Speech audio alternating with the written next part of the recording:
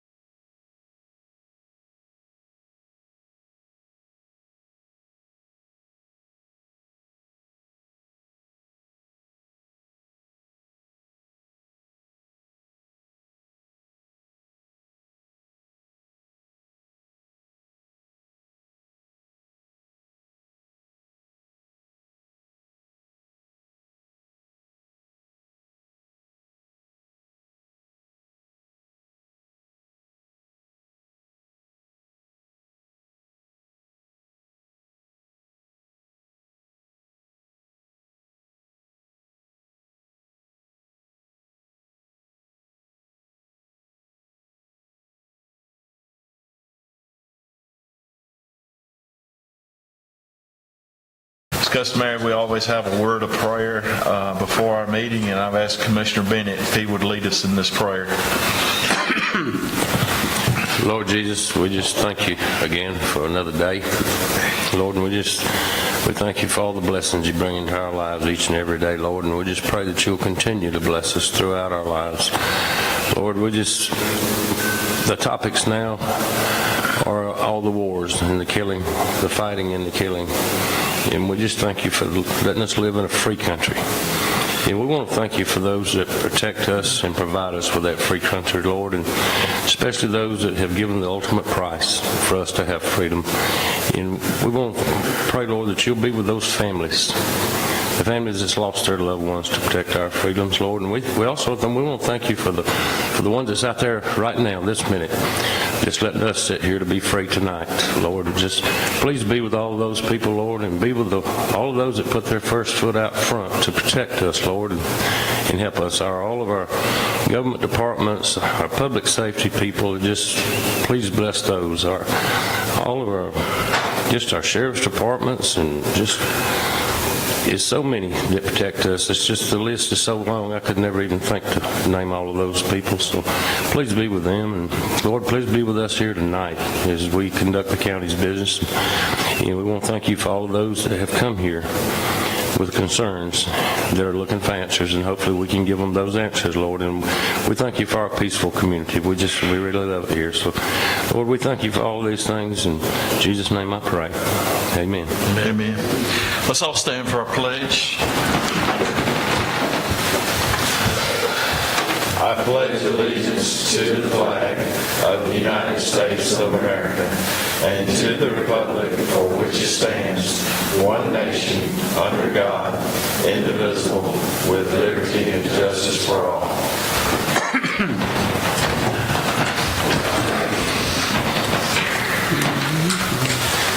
Okay, I'll call to order our Hart County Board of Commissioners meeting of Tuesday, December 12th, 2023. I'd like to welcome each one that is here present tonight, and those that may be watching on HTC Channel 3, and those that may be watching on our YouTube channel, Hart County Board of Commissioners. First on the agenda is to approve the agenda. Do we have any additions to? No additions. Okay. All right. If not, can we get a motion to approve the agenda as written? We want to do anything on that deed?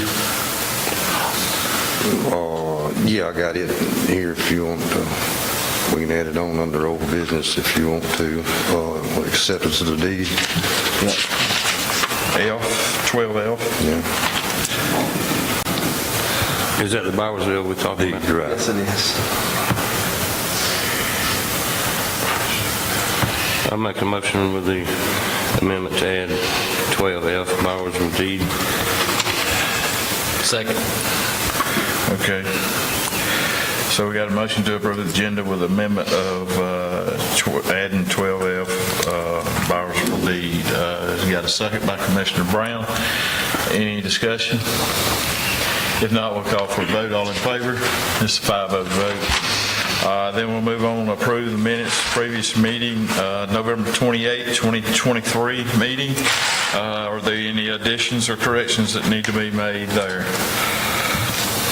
If not, can we get a motion to accept as written? So moved. Got a motion by Commissioner Teasley. Second. Second by Commissioner Bennett. Any discussion? If not, we'll call for a vote. All in favor? It's 5-0 vote. All right, then we'll move on to remarks by invited guests, committees, or authorities. And we do have a resolution that Hartwell Golf Club is celebrating 100 years. And you know, another fascinating thing about that, I think Coca-Cola was the exclusive soft drink provider for 50 years, and we had Hartwell Coca-Cola bottling right here in Hartwell, Georgia. So I thought that was a neat attribute to the Hartwell Golf Club. But it's a resolution to Hart County Board of Commissioners in recognition of 100th anniversary of the founding of the Hartwell Golf Club. Whereas 100 years ago, in 1923, a group of enterprising citizens of Hart County, Georgia, comprising the Hartwell Golf Club, initiated the purchase of 167 acres of land located approximately 1.5 miles from downtown Hartwell.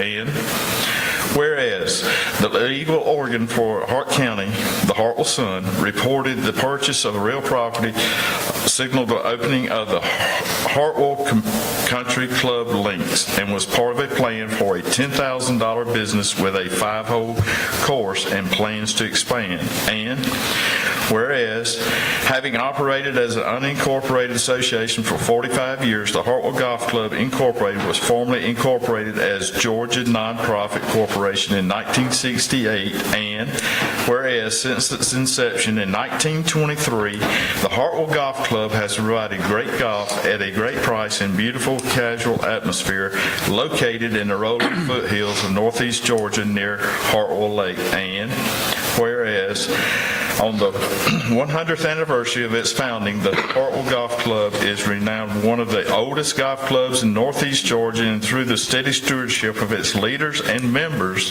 has developed a sterling reputation during its 10 decades of operation, offering an ideal venue for tournaments, large and small, year-round, and a clubhouse with meals, social events, and related activities. Now, therefore, it is clear that the accomplishments by leaders and members of the Hartwell Golf Club should be properly honored by the Board of Commissioners of Hart County, Georgia, to commemorate the centennial anniversary. It is therefore resolved by the Board of Commissioners of Hart County, Georgia, that the members of this body congratulate the leadership and the members of the Hartwell Golf Club for their dedication and hard work to expand and develop the venue into the best golf value in the state of Georgia, and extend sincere best wishes for future success. So resolved this 12th day of December 2023. And so we would just like to commemorate the Hartwell Golf course and congratulate them on the 100 years of success, and we wish them success in the future also. All right, anybody else have anything they want to add or say about the Hartwell Golf Course? Okay. Need to vote. Okay, we make a motion to adopt this resolution. So moved. Second. Okay, we got a motion by Commissioner Teasley, a second by Commissioner Brown. We'll call for a vote at this time. All in favor? Okay, it's a 5-0 vote. All right.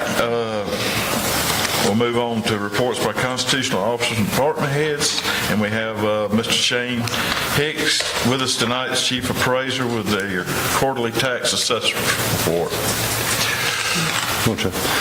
You'll notice there's an extra report that Shane brought in this afternoon. It's a little updated from the one that's in your packet. So Okay. If you want to look at the latest, greatest numbers, that's good. Good evening, Phyllis. It's pretty well straightforward. It's kind of a rundown where we're at presently. The first thing on the list is coming up in January is going to be our mobile home digest. That's already prepared. It's ready to be approved at our next meeting. Once that's approved, we will submit it to the tax commissioner, and she can bill it at whatever time she deems is necessary. Two field guys, they're working pretty hard right now. They've received 660 permits so far that we're tracking. So far, they've rode 549 of those permits, so they're moving right along, way ahead of where we were last year. Those two guys have been a great asset to the county. Upcoming plans for this digest, we're going to be looking at all the subdivisions in the county. There's 263 subdivisions. I'm not saying parcels, these are subdivisions. And we're going to analyze those subdivisions based on sales and see where, some of these subdivisions have never even been looked at. So we're going to see what needs to be done with those and ride them accordingly. Currently, right now, I believe the appraiser has looked at a little over 100 of these, or pulled the paperwork on about 100 of these, and is doing what he can to sort those out right now.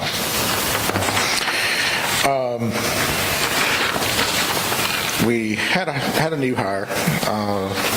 She made her 90 days as of yesterday. Miss Tricia Giroux. She's been great. She's kind of like a Swiss Army knife. She's doing all sorts of things for us. She mainly runs the front. I don't know if you guys have met her or spoke with her on the phone, but she's quite pleasant. She'll be going to school for her appraiser license coming up after the first of the year when the classes open up.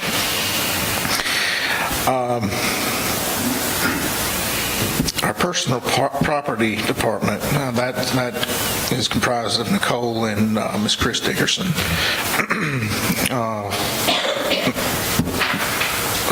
Miss Norman's been working on all the new boats. We've got a lot of new boats coming into the county. So she's been processing those with the help of Mr. Rowe. She's been helping her with that as well. Get those added to the books for 2024. It's been one of the biggest years for new boats this past year. Conservation use, we've got conservation use renewals coming up after the first of the year. If you currently are under conservation use and it expires as of the 31st of this year, you have between January 1st and April 1st to come in and sign that back up. Now, if you're not currently in conservation use and you qualify, that's the time to come in and apply for that between January 1 and April 1 as well. Nikki, she handles conservation use. She's working on that, plus she is handling our new deed transactions. And it looks like it's going to be a pretty big year like it was last year. Our best estimate right now is around 2,000. We're estimating by the end of the year about 2,000 transactions that we'll have to process and enter. As far as the department head, we went through the appeal period. We had about 6 that were potential cases to Superior Court. 3 have been resolved. 1 was going to Superior Court but withdrew. And I've got 3 that is scheduled during this month that we're working on to resolve those. And in the interim, I'm working on qualifying all these new transactions that's coming through. So it's quite busy at our office. Everybody's got something to do right now. Finally, I just really want to make some announcements for the property owners. Homestead, time to file for homestead is between January 1 and April 1. If you're 65 and older, you would apply for your senior citizens homestead. If you turn 65 during the year of 2023, you need to come in this upcoming year in 2024 and apply for that senior citizens homestead. Real property returns and personal property returns, we will send out personal property returns to all the businesses, boat owners, that sort of thing. You'll get those in the mail. Check that out. If it's a boat and your information is correct, just sign it, send it back in. If there's any changes, if the information we have is incorrect, please let us know so that we can get your records correct. We work off of what the DNR sends us, and sometimes it's very limited what we get from them. So we work with the property owner to tighten those records up. And with that will be all that I have to report for this quarter. Anyone got any questions? Just for clarity, for the people out there, only homesteads, people do not have to renew their sign-ups after they're age 65. No, it's Okay. a one-time thing. Well, I had that question asked to me a week or two ago, Yeah. and I said, no, you don't have to go in there every year. It's just No, just a one-time thing. Yeah. All right. We appreciate it, Shane. Yes, sir. We appreciate the job you do. Y'all have a good- And your Thank you. whole staff, and we appreciate all of them. All right, next we'll go on to county administrators. Well, Ms. Kim, did you have anything? No. Okay, all right. County administrators report financial. Basically, all I've got is the financial report for November. If you look, the first couple of every fiscal years are tough. We spend a lot of money, we don't collect any property taxes. So if you look for our expenses, they were slightly over 1.528978 million. Which left a deficit of revenue versus expenses of 462,000.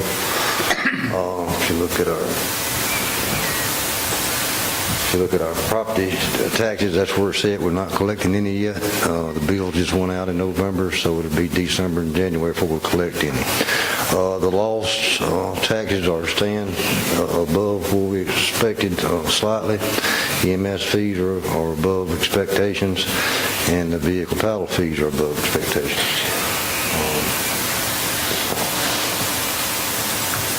If you look at the deficit for the year, I mean, we're about 29% less on collections, which is normal for this time of the year. We're about 1% over on expenses, which is fairly normal. You always have a splurge in expenses in November because the health department, all our folks that get quarterly checks, get those first quarterly checks in November, which is the fourth of the year being paid out at one time repeatedly. So that's usually why that expense is much higher in November than normal. But other than that, it's just kind of limited report, but we ain't got a whole lot of stuff to report, but I'll be glad to answer any questions.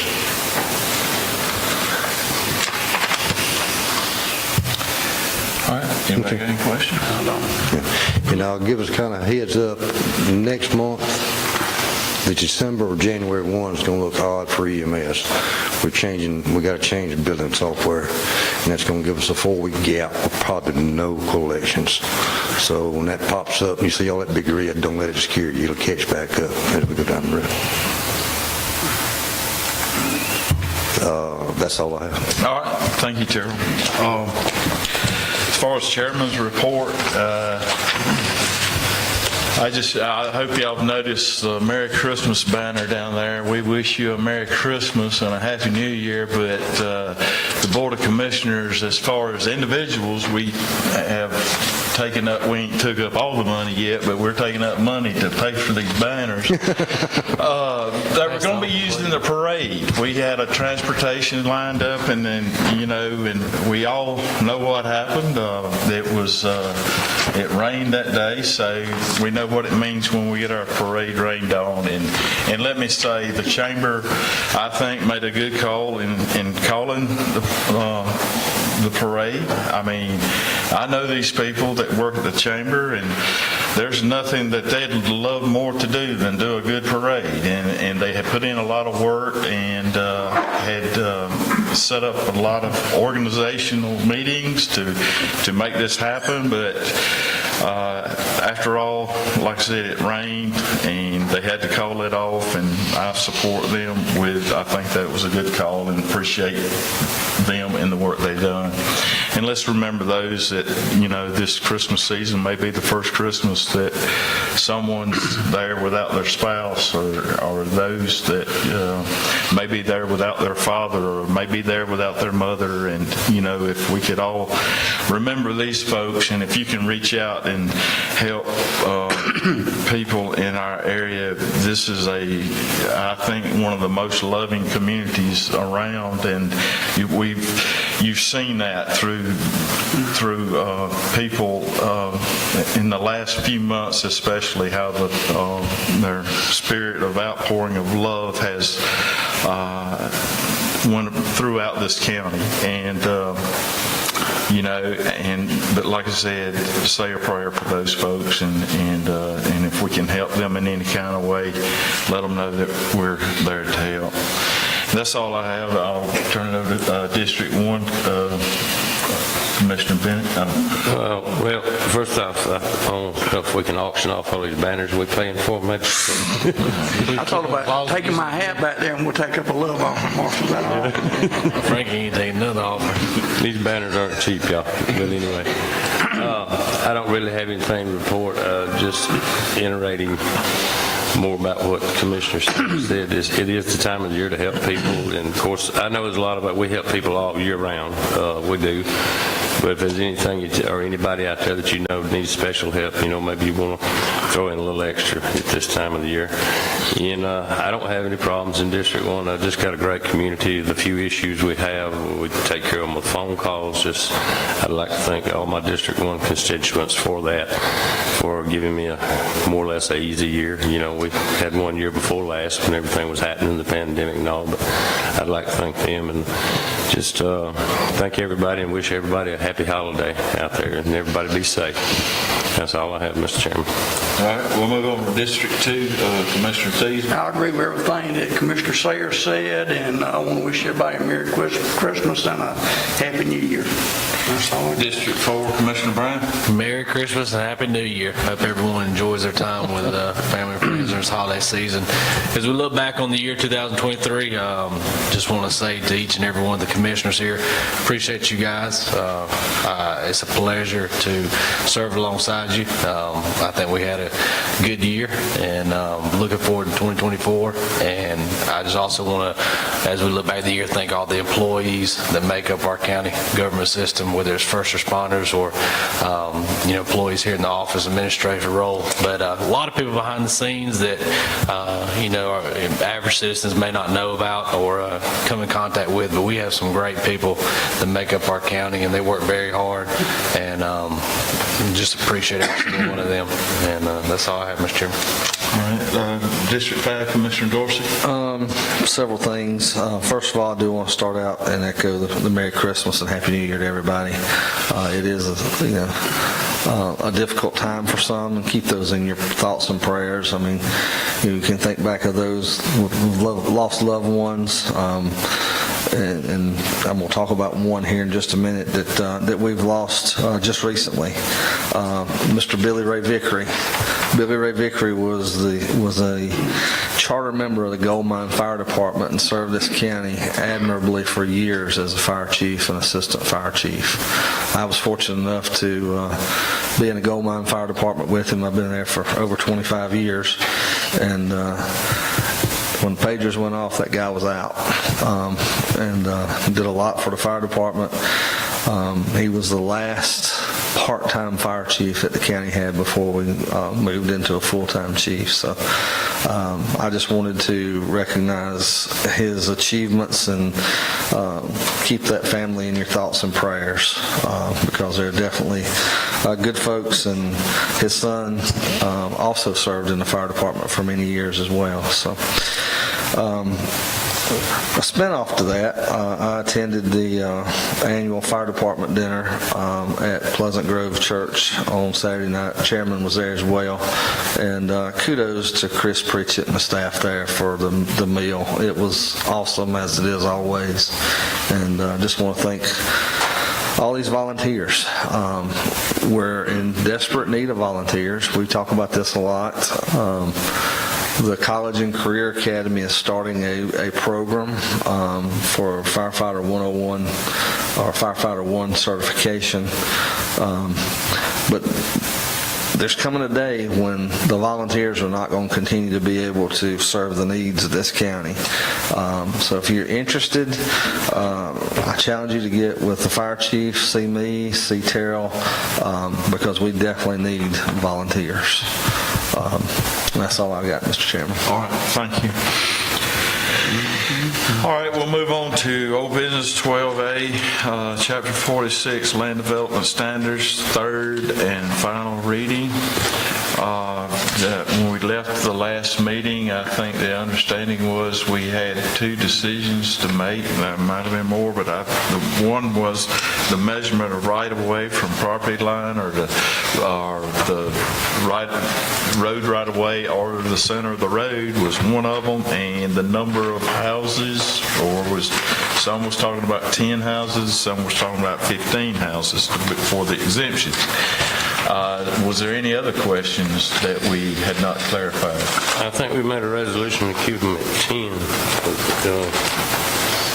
The only thing I saw in there was the right-of-way thing we talked about. Okay. We mentioned something about cul-de-sac. In the cul-de-sac, 90 feet. The changes in blue are actually places where this information is duplicated in the ordinance. Right. And we had it in one spot and not the other. And every time I read this thing, I find something else like that that needs a little attention. But that's the blue. The hot pink is where y'all were measuring from a right-of-way versus a center line of the roadway.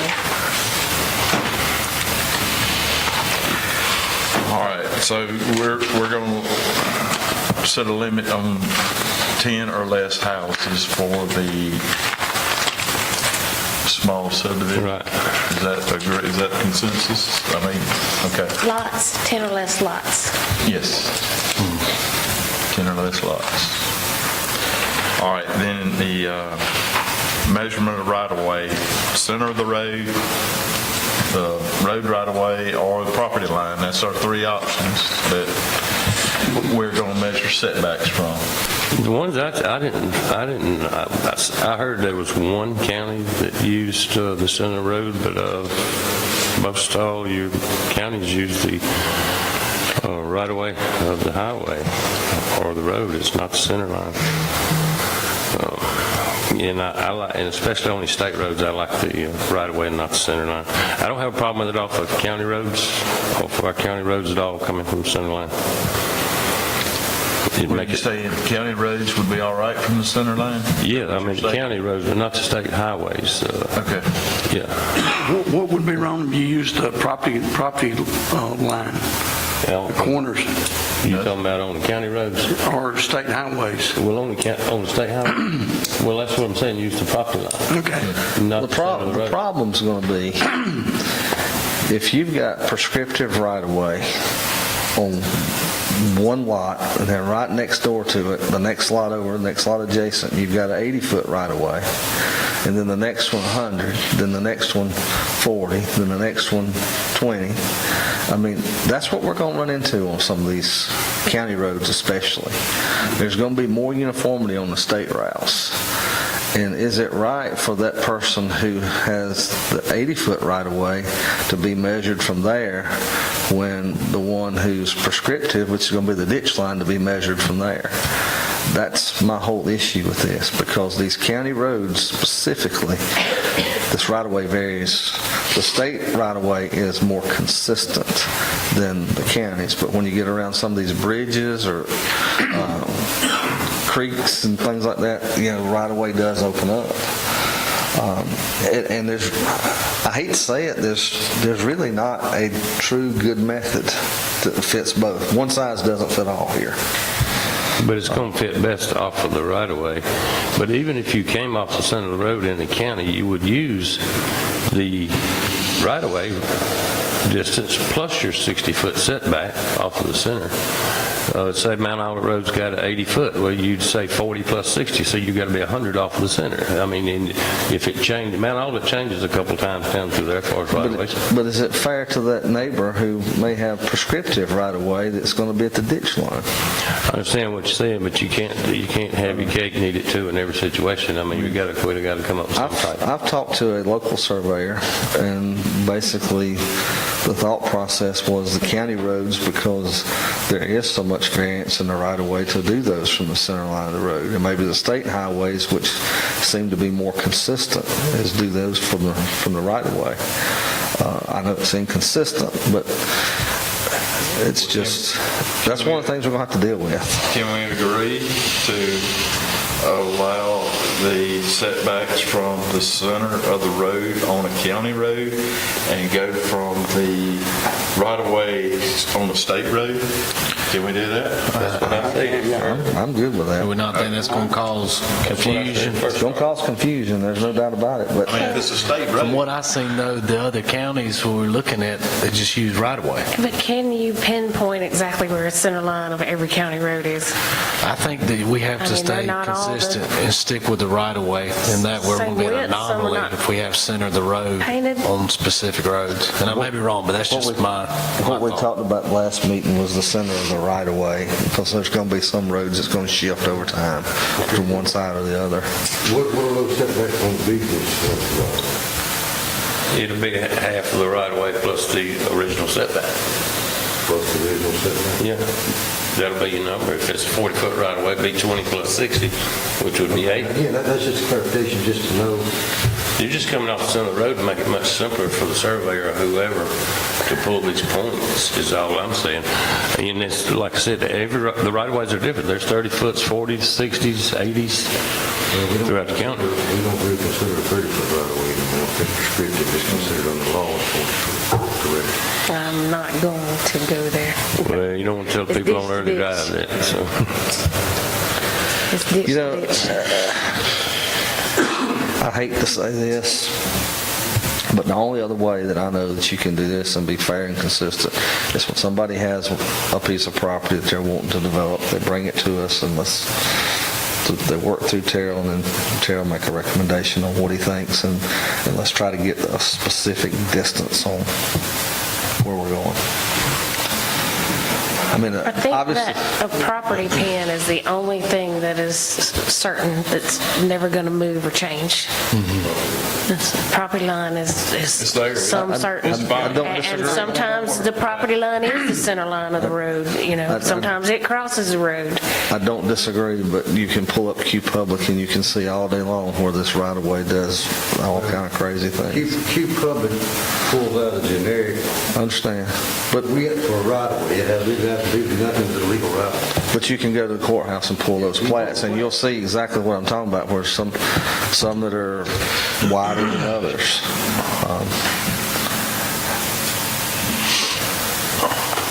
That's one of the three options that we just want to do. It from the Subjective, process. if I could take out on my part, the better off we're going to be. Do what? The less subjectiveness is taken out that I have on my part, the more fair it's going to be to everybody. And what's the most less subjective route? And what's the most less subjective route? Property If it's lines. coming from the property line, or if it's coming from the center of the road, whichever, just a definite point. To me, the property line won't change, would it?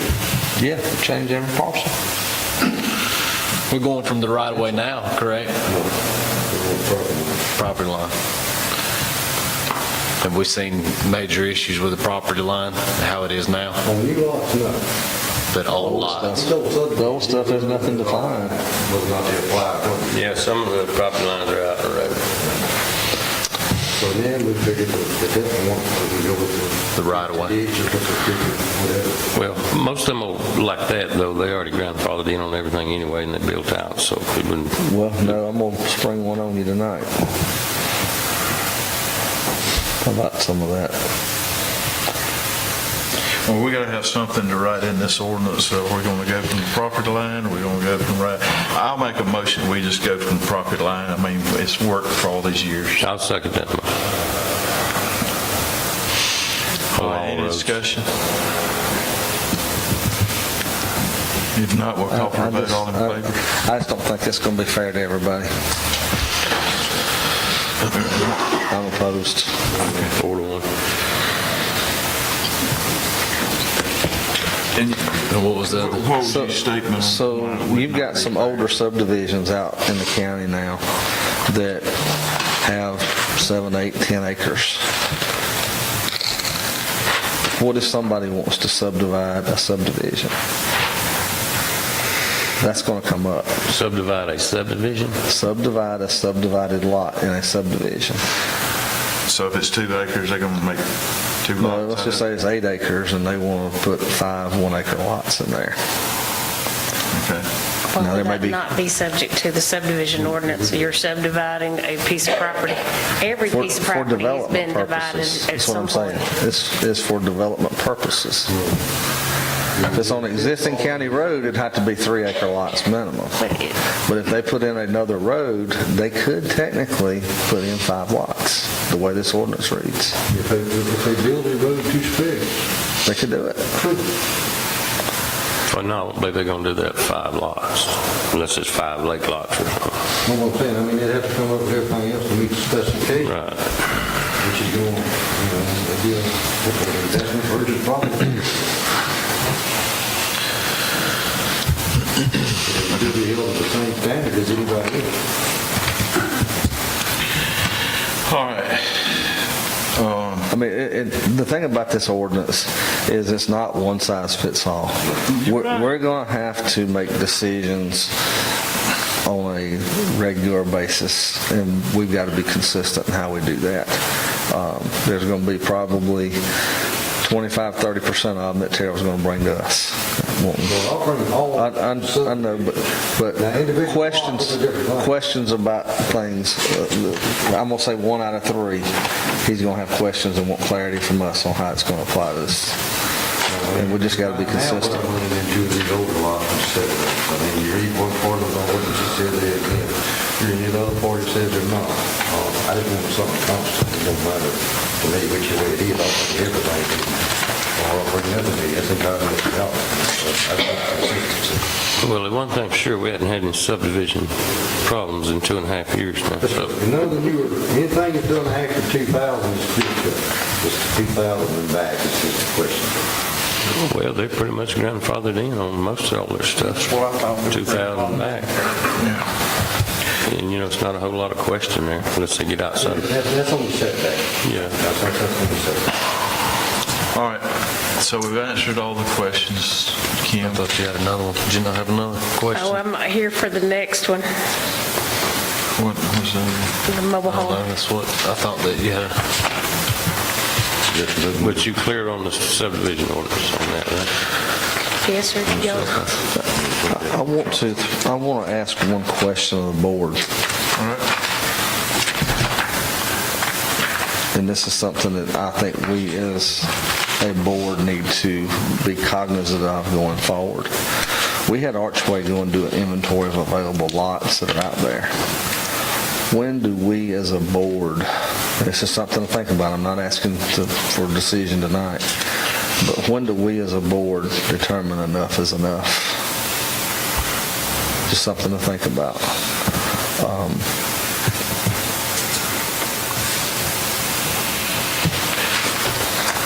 Well, you can't, just a minor. It's something to think about. We can talk about it It's later. just something to think about, but you think can't, about it. you And I'm can't gonna tell you stop why. growth. You can't stop growth. You can manage it though, and that's what Well, I I talked agree. about I last agree. time. We don't want all these subdivisions in one section of the county Yeah, because no. it's going to impact all the schools, it's going to impact our fire departments, it's going to impact our EMS substations. That's why this has got to be balanced. That's why I'm saying, think about all this stuff. This might be something we need to talk about down the road for real. And I really feel like if you look at the recent election, growth was one of the topics that I think was one of the hot topics. I know we've all had people contact us that we represent that, they don't like all this growth, and we're doing the best we can.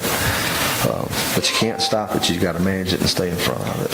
I was watching Greenville News. This is going to be shocking to everybody sitting here. I don't know if you watch much Greenville News, but they just agreed to increase their lot size to a half acre with a septic system. So they've been allowing less than a half acre in Greenville County with a septic system. I couldn't believe it when I sat there. I'm like, what? But yeah, they agreed to that. Their board did last week to increase it to a half acre, which I don't find feasible because they said it was saturating the ground with what they had in place. Now, I didn't hear them say what they had in place, whether it was a quarter acre or 3/10, 4/10, whatever, but they increased it to a half acre. I couldn't believe it myself. Do we have all questions answered? Yes. 46. And that's just a simple addition to what will change in section 46-191. Instead of right of way, we're going to replace with property line. Yep. Well, I mean, with that change in section 46-191, I'll make a motion that we take this as the third and final reading. I'll give you a second. So the question that needs to be answered in this motion is, when is this going to take effect? Because after it's a third and final, it's ready to take effect. Exactly. This is the final. When's the moratorium up? Not yet. It's up this month, though, right? It is this month. I sent y'all that email. Well, do we need to make a motion to lift the moratorium? We won't have another meeting before it. So. It was done on July the 18th for 180 days, or June the 18th. So I think I didn't that, count which months I think had it's 30 December days and which had 31, but and we obviously will not meet again, so if the moratorium runs out and we don't have a specific date here, essentially we go back to square one until we invade. Before the moratorium date. Get the 3 seconds. What's that, Tara? I would set the effective date before the moratorium ended. can we not make a motion to lift the moratorium right now? I think we just, You amended the motion to go in effect the day before. Just let it go into effect January 1 and be done with it. That way, That'd be the date. Yes, sir. won't that give them like so many days where you can come in? Yeah, I agree with that. I mean, the moratorium will expire, but that way we have a clean cutoff of when this takes effect. You're not sitting here trying to grandfather this one and grandfather.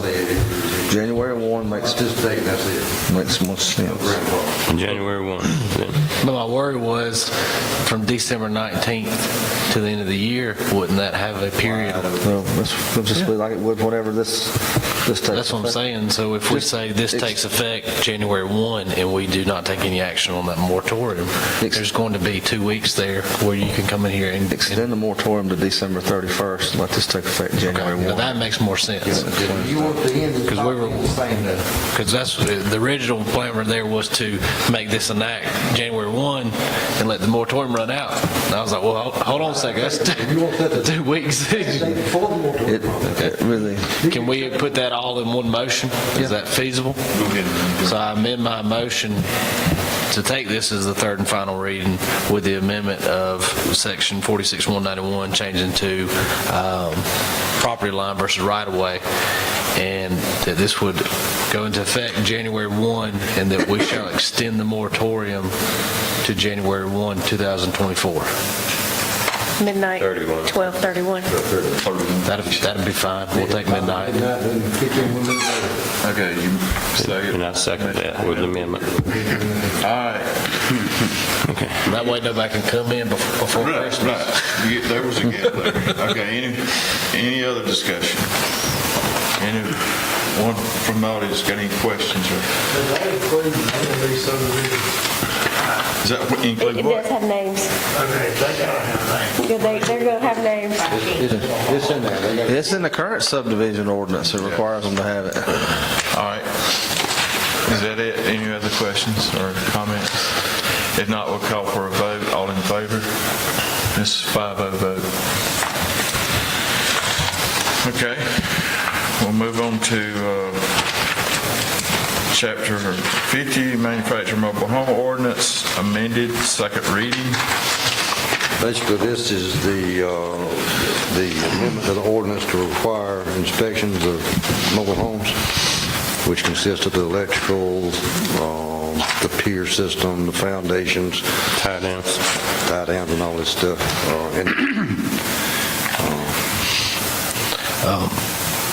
There really wasn't a lot of changes that we made from the last reading. Changes from last. I make a motion to approve this second reading of the Chapter 50 Manufactured Mobile Home Ordinance. Okay, we got a motion by Commissioner Bennett. You have a second? Well, I wanted to discuss one of the sections first, just to get some clarification. I'll give you a second. Okay. All right.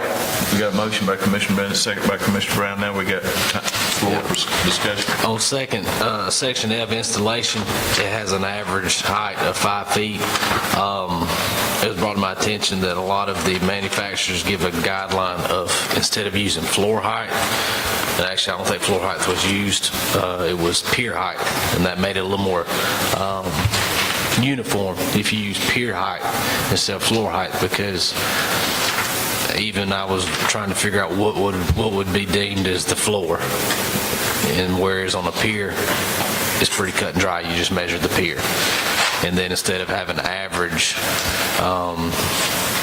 specification guideline that I seen was 67 inches max. How many feet is that? It's 5'7". 5 foot. So maybe just do 5 foot max instead of average 5 foot. But then the only problem that I saw in me saying that was if you do have a lot and you have a circumstance where you have to allow it to be a little bit higher, I don't know if that would pose an issue. But with the average height, basically, I mean, really you could have one end of the home extremely high and one end of the home be extremely low and still give your average of 5 feet.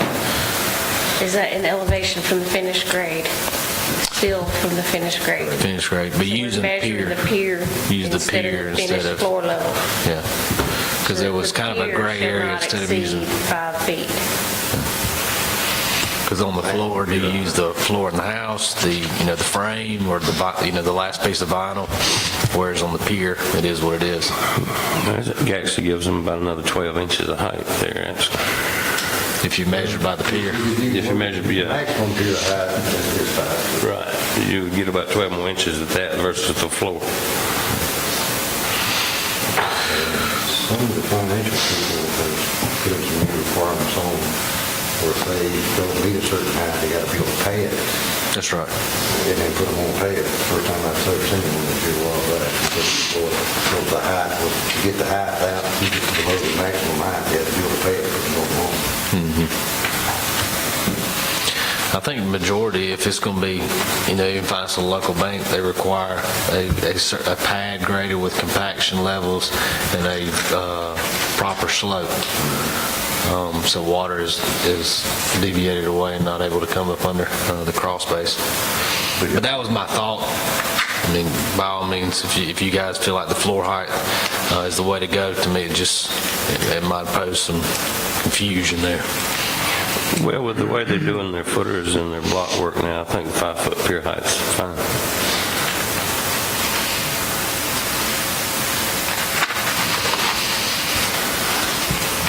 Is anything you want to change, or are you good with it?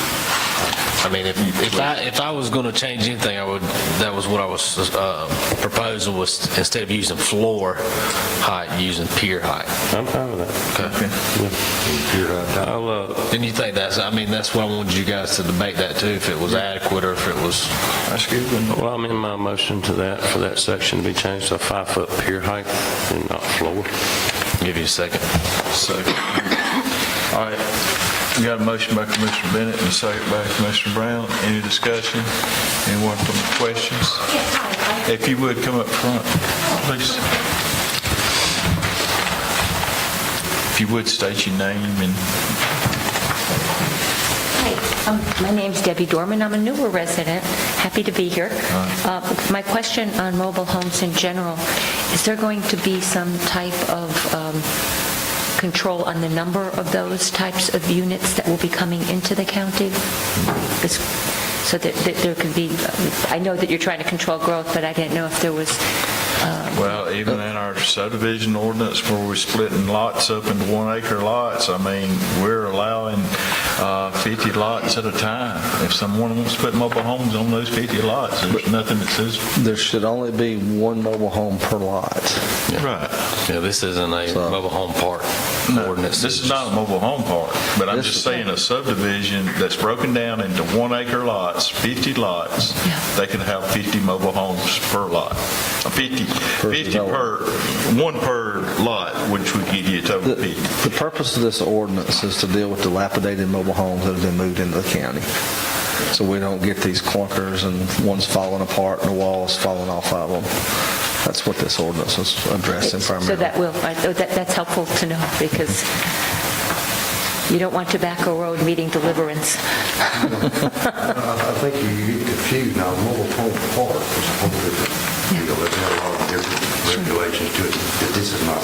Okay. I wasn't 100% sure, so I thought I'd ask. But You got, they have, for instance, a minimum acreage of 20 acres, and then there's a density to go along with it, and they have to build a lot of stuff. Invest a lot of money to do that. for infrastructure, I would assume that. So we haven't had any mobile home park. Thank you. All right, thank you. All right, any other questions or comments? Yes, sir.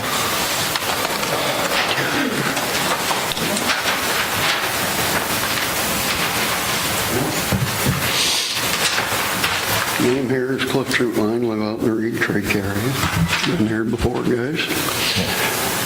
Before we close out the year, this mobile home issue, why don't we have it for new installations? Because it's been indicated, big deal to indicate this push is somebody's pulling one down the road and it fell apart. For instance, my place, my mom bought that back in the middle 70s. It was 2 years old, if that, from manufacture date to when she moved in. When I come down here in 2012, pretty much my license, 10, 12, I've been pretty much permanent resident, same property. And I'm pretty damn allergic to having government officials walking into my home. I see no reason anybody needs their nose in my house. I live there. I pay the taxes. I've been diligent to do what's needed. And I don't see any more sense in that than somebody saying, I want to see the steering wheel in your automobile and make sure it conforms to this and that. Because I got a 66 car. The newest thing out there is a 2019, belongs to the other half. I think it's a little futile to start making a regulation go and apply it just because it's built as a mobile home. Okay, no one's going to come and inspect your mobile home at this point. This is for ones that's going to be transported into the county. We want to look at them before they're transported. That's fine. I got no problem with that at all. That's all we're doing. Nobody's going to come inspect yours. Now, if you sell your mobile home, yeah, they're going to come up there and look at it before it's moved off of that property. But I was given to understand that they might wish to be in to look at the breaker panel, No. to check drainage parts, what have you, the foundation, anything. If you've seen some of the things we've seen in the past few months, you'd understand why we're doing this. Oh, yeah. We're aware of one that the frame broke going across the ditch, but it's still there. I just want to make sure that we don't have an inspector coming to my home. We had one damage to county road. Put this way, you would have to come in and fill out an application for that inspector to come to your home. Okay. We're not going to send any inspector to your Not home. random inspection, no. It's on a permit. You apply for a permit, then that's when the inspection stage. Yeah. Because I go to a time when I got the annual sticker on the door. You're right. I've left them kind of, We're clear on that now? kind of like my wallpapers. We clear? You understand? We clear? Yeah, I believe so. Okay. All right. Thank you. Happy New Year to us. All right. We'll call for a vote at this time. All in favor? That's 5-0. Take it as a second reading with that amendment. Now we'll move on to 12C, cancellation of second BOC December 26th meeting. I don't know if this will take on a lot of debate or not, but... Yeah, I know it's a touchy subject, but maybe we can... I'll make a motion, we cancel the second meeting as we've done for the last 23 years. Motion by Commissioner Dorsey, second by Commissioner Teasley. All in favor? Any other discussion? It's 5. No, we're not. Last time we done that, we had to come back about 7 times, didn't we? Yeah. All right, we'll go on to amendment to building permit, Article 2, Section 1831. Gentlemen, I did a really simple amendment to that so that it would just be tied together with the subdivision ordinance before a building permit could be issued. It would need to meet the requirements of our subdivision ordinance. You may want to get more detailed. Terrell may want to get more detailed with that. Basically, I think what kind of triggered this is when we was talking about the small subdivisions with the type and for the single level houses. When we issue a permit, we have no way of knowing that unless we got something to cross back and reference what was approved for that lot. So that's what this is all about. Just to be sure we don't permit a 3-story home on a lot that's just supposed to have a 1-story home. Well, all it is just going to specify on the building permit what the property use is. And I'm fine with that. I read through what you've changed there. Just let something slip through the cracks. There's another thing while we're clarifying this, we need to clean this up. And that's under the exemptions, section 18-33. There's two different amounts in this ordinance. One is $1,500 and the other one is $2,500. And we raised that to $2,500, so we need to clean this up. Right, that's what it's supposed to be. That's probably just something left over from a long time ago. It is, that's left over from a long time ago. Where's the other spot in This is not in our packet. Okay.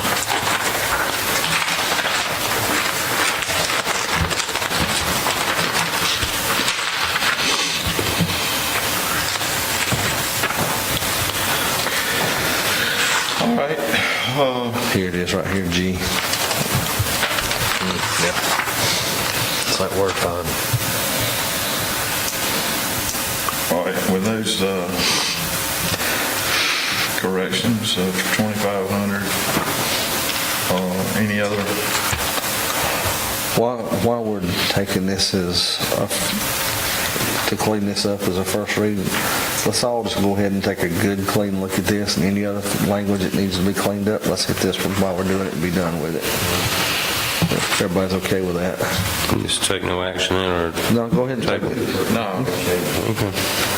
But like this discrepancy here in the values, We've corrected that, right? yeah, but I mean, there's other things in here that we may find. I'm gonna take a good look at it because there was a definition of what triggers a building permit to. So, okay. All right. So for example, just one other thing, section 18-34 enforcement, building permits issued under this article shall be prominently displayed at the building site and visible from the nearest road. But we said that these boxes that people have, they put those in, that's contradictory to what's going on that we've allowed. Well, it's required by the code to have them in that box. Right. That's what I'm saying. That's just, Penalize them for doing what they got to do. we need to take this and clean this up while we're doing it and be done with it. But any There's other other one things. needs to be visible from the road where the code enforcement can see it, not have to stop and harass people to ask them for a permit. I understand. I think most of them sticking them in the windows of the houses after they get windows and stuff. Well, the new houses nowadays is not a big deal, but Right. So you got to have the box, yeah. it's remodeling and stuff like that. They get taken up.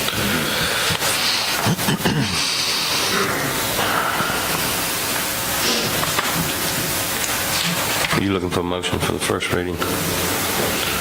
I'll give you a motion to take this as a first reading. Second. Okay, I got a motion by With those changes. Mr. Brown, second by Mr. Do I need to? Dorsey. No, just, well, this right here needs to be. I'll amend my motion, to take this motion as a first reading with the amended changes to section 18-33, change that to 2,500, not 1,500. Okay, motion by Mr. Brown, second by Mr. Dorsey. Who made it? Me. Joy. Okay, Mr. Dorsey. Any other discussion? If not, we'll call for a vote. All in favor? Okay, 5-0 vote, take that as first reading. All right, now we'll move on to the 12E, DHS contract transit. This is the same contract we do every year. We had it on the agenda a couple of meetings ago. I thought we'd seen an opportunity to maybe renegotiate for a little more money. I pulled it, we renegotiated, we didn't get any more money. So it's back on the agenda to be approved. It's the same thing they paid us for the last several years. We were just trying to get an increase. I'll make a motion, we approve. Second. Got a motion by Commissioner Dorsey, second by Commissioner Teasley. Any discussion? Questions? If not, we'll call for a vote. All in favor? It's a 5-0 vote. All right, then we'll move on to the Byersville D 12F. Basically, we'll have the deed to East Main Street. East Main Street in Byersville. You don't have it? I received the intergovernmental agreement back this week, and you all had already approved for Chairman Sayer to sign the intergovernmental agreement, and it was followed by the from Byersville, paging and signing on the last page, please. All right, we need a motion to accept the deed, or For you to sign it. I make a motion, Mr. Chairman, Sarah, to sign the intergovernmental agreement with Bowers for the Bowers deed. Second. okay, we have a motion by Commissioner Bennett, second by Commissioner Teasley. Any discussion? If not, we'll call for a vote. All in favor? It's 5-0 vote.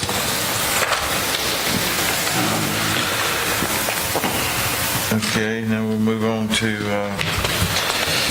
new business, 2024 county fee schedule resolution. Now, I pulled this, and we haven't updated these fees since 2014. And there's been a few changes. A lot of things stayed the same. Anything that's listed out per ordinance stays the same. We're just listing them. The solid waste tipping fees, I've run the numbers. They've increased in the last 10 years, and it's going to take movement from $56 to $60 a ton to cover those increases. And then yard waste from 25 or 26 to $30 a ton, and the mulch stays the same. And all the others by ordinance, so the franchise fee stays the same. The bags have increased. We priced them out this year, and they've increased three times since the last setting of this fees. So recommended increasing it by 50 cents per bag all the way around. I looked through all this, I didn't see anything that I couldn't agree with, but the addressing fee, how much was it prior to the $55?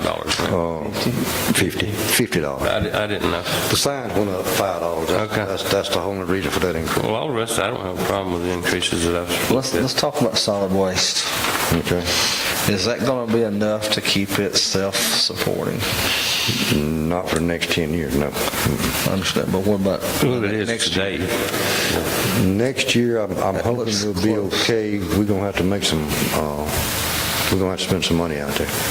So how much, Well, I would say go higher, but I'm kind of talking around to the folks around us, and we're still less than folks that's got landfills. Folks that's got landfills charged by the cubic yard. If you work that math out, they're twice per tonnage what we are. But then you compare us to folks that's doing it by the tonnage, we're kind of totally in line with them. But what I've noticed other people are doing is for residents, they're charging one fee. Non-residents, they're charging a lot steeper fee. Now, I'm not sure where the logistic bookkeeping of that's going to come in to split that up, but that may be something to look at down the road too, that I've noticed a lot of other people are doing. I would like to see us, personally, I would like to see us look into having a non-resident dumping fee. Because I've heard that the counties that put up to us, even Anderson County, have that. And I've heard that Anderson County... Anderson County, Elbert County, Franklin County, most everybody around us does. But their tipping fees are far less than us. The regular tipping fees are far less than us. No. We need to run Way less than us. We need to run this as a business. We've been down this path before, and Terrell, I appreciate what you've done. But back about 9 years ago, solid waste was not self-supporting. We were subsidizing solid waste to about $500,000 a year. And what we did, we went up on bag fees, we went up on all the fees, and the whole purpose was to get this where it is basically a self-supporting situation where it breaks even or covers all the cost. We all know we're going to have to do, as Terrell said, we're fixing to have to spend some major money out there because of all this growth. You don't have enough room in the shed now as it is. You need to want to about double the size you got. You're going to have loaders replaced, and I don't want to see us get in a situation where this tipping fee causes us to have to subsidize solid waste with property taxes. Can we accept the $4 increase and relook it in 12 months?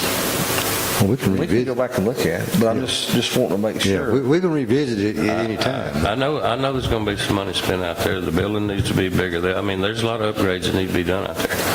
I'm out there on a regular basis. I am too. Yeah, Commissioner Teasley here, he brings a lot of stuff to our attention. He's out there probably more, well, I don't know more, but as much time. But the $4 increase, I think, we could revisit, put it in there, that we look at it in 12 months. Right, we may look at it later on and get more time to work on a fee schedule to make a difference. Yeah, That makes sense. I can sit down and write numbers down, but if I don't have time to study it out, it may May not make not be sense. worth the squeeze to have a different fee for. It may not be. I mean, it's just... So you may be better off going up 50 cents versus having two different. booths Exactly. or Look at having different to options. Hire somebody. I just Logistics. it kind of blew my mind when I pulled it up and seen it was 10 years old and we hadn't visited in 10 years. So. Can we not just And revisit it may next be year? the volume of which it gets us there. But, I mean, it's 7% Well, increase. I if just don't know that you'll look, down since 2016, when I got involved, we have been operating in the black. We've had to replace loaders twice.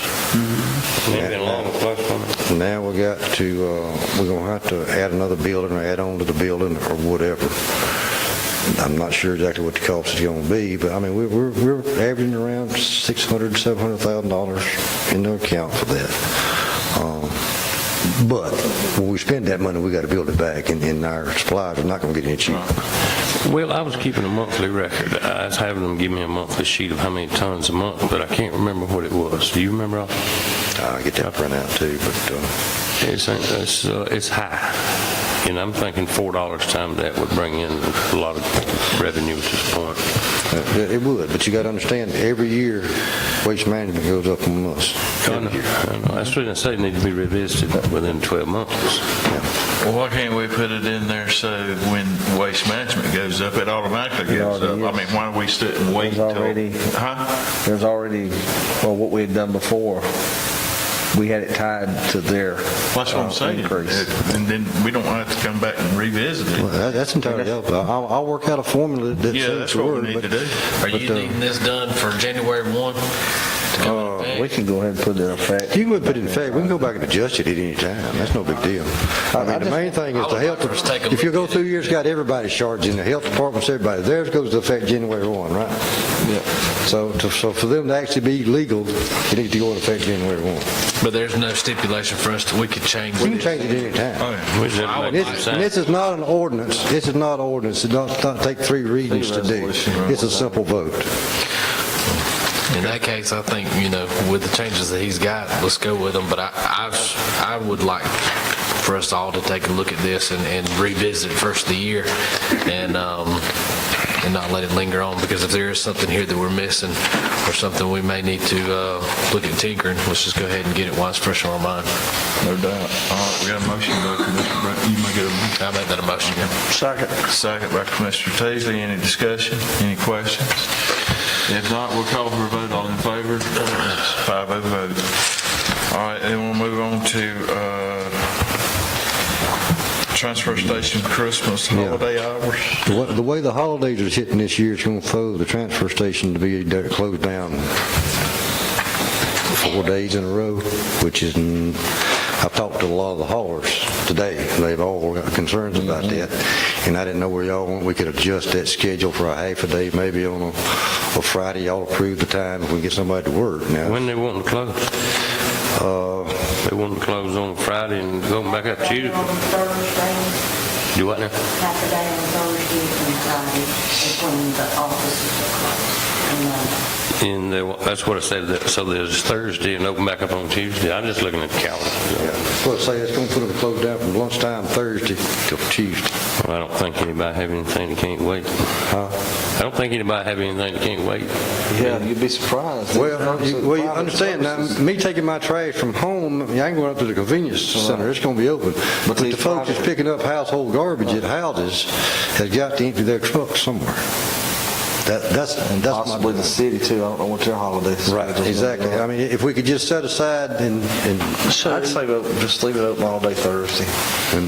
yeah, right. And again, we may have to pay the people to make up the difference in their time off or whatever, but I think we're going to get bombarded, and not necessarily to be fair to the folks who have to use it to make their living. If And we the don't other thing, make- you got is a lot of individuals, and we get into this every year at this time, when we have it closed. You got a long holiday weekend where people are off, people are wanting to do cleaning and that kind of thing, and it's not going to be available. Well, the reason I said what I said is I have a trash service, and every holiday, they will not pick it up on their scheduled date. It's the next day. So they don't operate on these holidays as well. My service don't.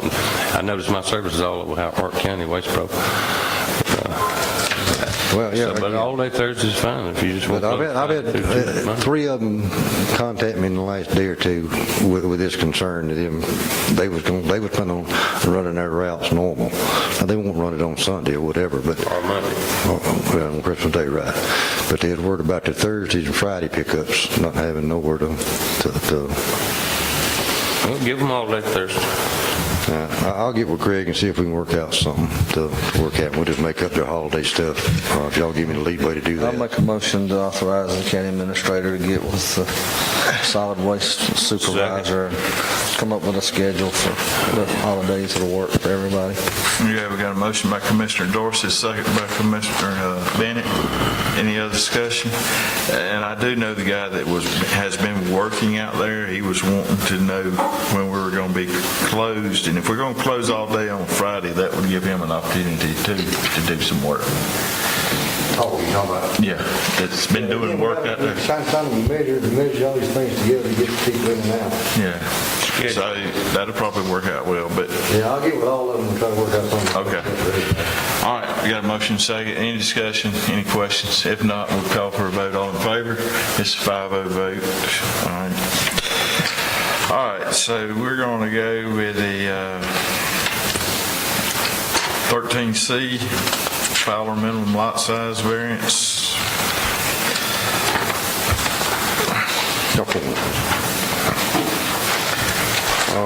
Basically, you've seen the request I had in your packet from the Fowlers. They have purchased these 2 lots on Sunset. And the deal, the situation is, like a lot of other stuff, both lots was together, but this shelter here, this is a shed for a motorhome camper, and it's over the line. What they want to do is move the line to take it, get that shelter all on the main lot, is that correct? Which is going to put this 7/10 of an acre lot below the minimum lot. But it's already below the lot size. Sir? It's already below. That's what I'm saying, but again, it's done, but any Yeah. alteration's got to be reapproved. Right. That's the situation, that's what he's requesting. I understand you just bought this second parcel recently. We bought the entire thing in June. Are you wanting to move the property line for resale value? Is that what you're looking at? My grandson wants to buy the little house behind us.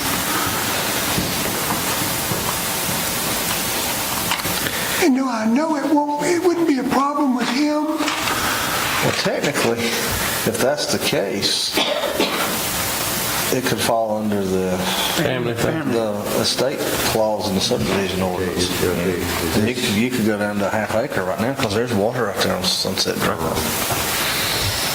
Well, there's water and power to both houses. It's not a problem. You got county water there, correct? No, we're talking about something different. If it's a gift from an estate, yes, it's called on the estate. He said buy, he didn't say give. Same thing. I mean, I make a motion to allow the variance. Yeah, I second. I mean, this Okay, is it's simple. We're getting all into different things here. Okay, we got a motion second. Commissioner Dorsey second. Any discussion? You good? If not, all in favor? It's 5-0 vote. Just reflect in the minutes the rationale behind it. Yeah, that their father and son, yeah. All right, we'll move on to beer and wine license. Oh, man. Let's say, well, can we do all the restaurants first and then? The Class A. One that you don't want. You'd be better off picking up one you don't want. All this stuff's in order. All the Ds at one time. All this is in order, right? Correct. Okay. This is the beer and wine Class A, restaurants, private clubs, beer and wine, not Make a distilled motion, we beer. approve. Second. Okay, we got a motion by Commissioner Dorsey, second by Commissioner Brown. Any discussion? If not, we'll call for a vote. All in favor? It's 5-0 vote. All right, we'll move on to, Class B. Class B, this is convenience stores off premises. And everything listed here is in order. Make a motion to approve. Second. got a motion by Commissioner Dorsey, second by Commissioner Teasley. Any discussion? If not, we'll call for a vote. All in favor? It's 5-0 vote. All right, now we'll move to board appointments, rec advisory. Restaurant. Oh, I'm sorry, We got restaurants, distilled alcohol, All right, liquor got- by the drink. There's 3 restaurants, and everything's in order on those, too. Okay. Motion's approved distilled spirits license at the restaurants, renewal for Charles Finley, et cetera. Second. All right, motion by Commissioner Bennett, second by Commissioner Teasley. Any discussion? If not, we'll call for a vote. All in favor? It's 5-0 vote. Board appointments for Rec Advisory Board. You got 4 vacancies, and we need to appoint 4 people. We've got 3 applications. Is that? Actually, you got reappointment. Yeah, 4. They got 4. You got 4. You got the minutes where the recommendations from the board are is to reappoint Mr. Bob Fry, reappoint Ms. Kay Anchorage, reappoint Mr. Lonnie Robinson, and appoint a new member, Mr. Mason Bowers. All right. We got a motion to take the recommendation of the Rec Advisory Board. So moved. Second. We got a motion by Commissioner Teasley, second by Commissioner Dorsey. Any discussion? Can you read that again, please? Will you read those names? Sure.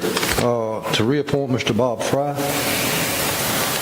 reappoint Ms. Kay Anchorage, reappoint Mr. Lonnie Robinson, and to appoint a new member, Mr. Mason Bowers. Okay.